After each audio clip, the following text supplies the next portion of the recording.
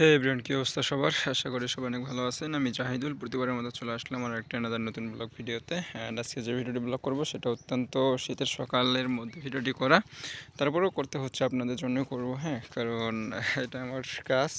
তো সে যে ভিডিওটি ব্লগ করবো সেই ভিডিওটি বা যে গাছটা আপনারা দেখতে পারতেছেন ভিডিওতে সেটা হচ্ছে খন্দ গাছ আমরা বলি গ্রামের ভাষায়, বাট শহরের ভাষায় কী বলে সঠিক জানি না।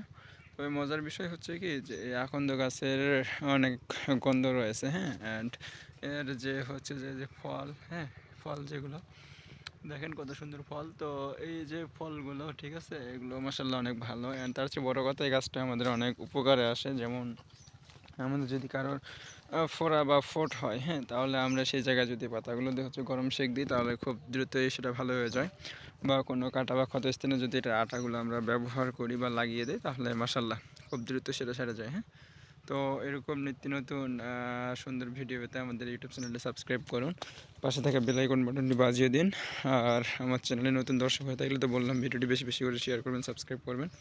সো সবাই ভালো থাকুন, দেখা হচ্ছে নতুন কোনো একটা ব্লগ ভিডিওতে। Tata everyone.